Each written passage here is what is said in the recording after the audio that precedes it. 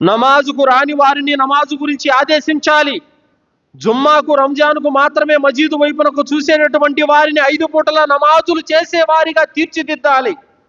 మజీదులలో జరిగేటటువంటి ఖురాన్ హదీసుల యొక్క దర్సులు ప్రసంగాలలో వారు పాల్గొనే విధంగా మనము సైతం కృషి చేయాలి. ఆ మజీదు యొక్క పరిసర ప్రాంతాలలో ప్రజలు ఇస్లాం జ్ఞాన జ్యోతి వైపునకు వచ్చే విధంగా వారిలో మనం చైతన్యం తీసుకురావాలి. సోదరులారా, ఒక ప్రాంతంలో మజీదు ఉంది, ఒక వీధిలో మజీదు ఉంది, ఒక ఊరిలో మజీదు ఉంది.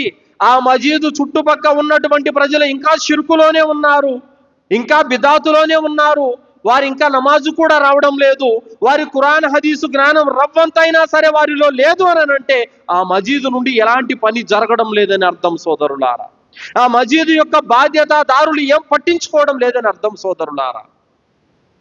మరి ఈరోజు గ్రామాలలో ఏం జరుగుతుందనంటే 20 ఏళ్ల నుంచి 30 ఏళ్ల నుంచి ఏ జార్ఖండో ఏ యూపీ ఇమామ ఉంటాడో కనీసము ఆ 20 సంవత్సరాలు 30 సంవత్సరాల కింద ఆ ఇమామే వచ్చి అజాన్ ఇచ్చుకుంటాడు, ఆయన వచ్చి నమాజ్ చదువుతాడు.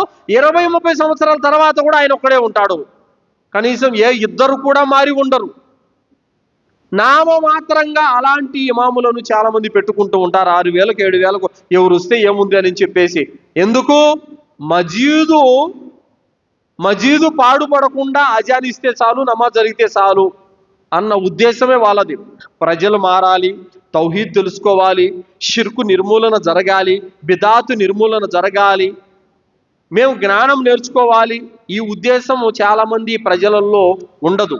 ఇమాం ఉంటే ఆయన పని ఆయన చూసుకుంటాడు, మా పని మేము చూసుకుంటాం అన్నటువంటి ఉద్దేశాలతో ప్రజలు కూడా అలా తయారయ్యారు సోదరులారా. అల్లాహ్ సుబ్హానహు వ తఆలా ఖురాన్ గ్రంథంలో ఏమంటున్నాడు? వమన్ అహ్సను ఖౌలం మిమ్మన్ దఆ ఇలల్లాహి వఅమిల సాలిహన్ వఖాల ఇన్నని మినల్ ముస్లిమీన్. అల్లాహ్ను విశ్వసించి సదాచరణ చేస్తూ అల్లాహ్ మార్గం వైపునకు ప్రజలను ఆహ్వానించి నేను ముస్లిమునని చెప్పుకునే వాడి కంటే మంచి మాట మరెవరిది కాగలదు అని అల్లాహ్ తాలా తెలియజేస్తున్నాడు. కావున మజీదు నుండి ముస్లిములు బయలుదేరాలి, ప్రజల్ని చైతన్యవంతులను చేయటానికి, షిర్కును రూపుమాపటానికి, తౌహీదును ప్రజల్లో వ్యాపింపజేయటానికి, ఖురాన్ హదీసుల యొక్క జ్ఞానం ప్రజల హృదయాల్లో వెలిగించడానికి మజీదు నుండి బయలుదేరాలి. కానీ ఈరోజు ఎలాంటి పరిస్థితి అయిపోయిందంటే, ఇమాం సాబు ఎప్పుడైనా సరే నమాజుకు రాని వారిని పిలుస్తాము రండి అని అంటే కనీసం ఏ 2-3 కూడా తోడు రానటువంటి పరిస్థితి. నాకు పనుంది, నాకు పనుంది, నాకు పనుంది చెప్పి ప్రతి ఒక్కరూ కూడా తప్పించుకునే ప్రయత్నమే తప్ప ఇమాం సాబుకు సహకరిస్తాము, ఆయన వెనకాల మనం వెళ్ళి ఎంతో కొంత కాస్త సహకరిద్దామన్నటువంటి ఆలోచన కూడా ప్రజల్లో లేదు సోదరులారా. తప్పనిసరిగా పండితులకి, ఇమాములకి ధార్మిక కార్యకలాపాల్లో సహకరించాలి. అలా సహకరించినందుకు మీకు కూడా పుణ్యం ఉంటుంది సోదరులారా. మజీదు వ్యవస్థ ఉండేది నీవు పదవుల్లో కూర్చొని గొప్పలు చెప్పుకోవడానికి కాదు. మజీదు వ్యవస్థ ఉండేది నీ సొంత లాభాలు పొందడానికి కాదు. మజీదు వ్యవస్థ ఉండేది నీ గౌరవ మర్యాదలు పొందడానికి కాదు. మజీదు వ్యవస్థ ఉండేది ఇస్లాంను అభివృద్ధి చేయటానికి, అజ్ఞానులను జ్ఞానులుగా తీర్చిదిద్దడానికి, చీకటిలో ఉన్నవారిని వెలుగు వైపునకు తీసుకురావటానికి. ఈ మజీదు వ్యవస్థ ద్వారా ఇస్లాం అభివృద్ధి అనేది జరగాలి సోదరులారా. మజీదులలో కూడా ప్రజలకు లాభదాయకమైనటువంటి కార్యక్రమాలు జరపాలి. మేము ఒక మజీదులో ఫజర్ నమాజ్ చదివాము. ఫజర్ నమాజ్ చదివిన తర్వాత ఇమాం సాబ్ దర్సు చెప్తున్నాడు. దాదాపు 40 మంది వ్యక్తులు మజీదుకు వచ్చారు. ఆయన ఉర్దూలో ఏదో పుస్తకం తీసి చదువుతున్నాడు.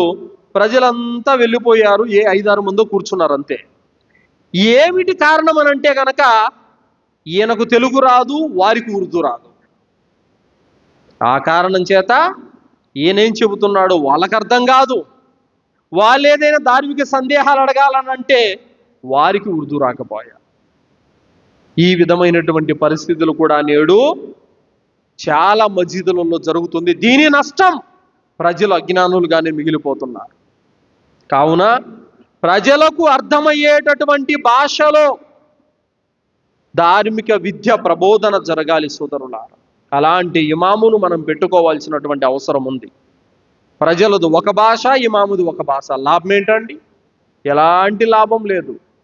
ప్రజలకు అర్థమయ్యే భాషలో సవివరంగా చెప్పగలిగినటువంటి వ్యక్తిని మనము ఇమాముగా నియమించుకోవాలి.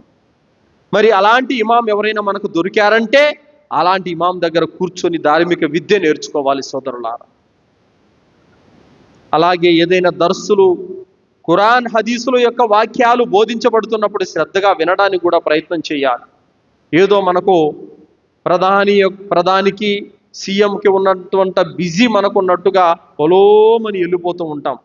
అందుకోసమే ఇమాం మాలిక్ రహమతుల్లాహి గారు ఒక మాట చెప్పారు, ప్రళయం ముందర మజీదులలో పిట్టల వలె ఉంటారు ప్రజలని చెప్పారు.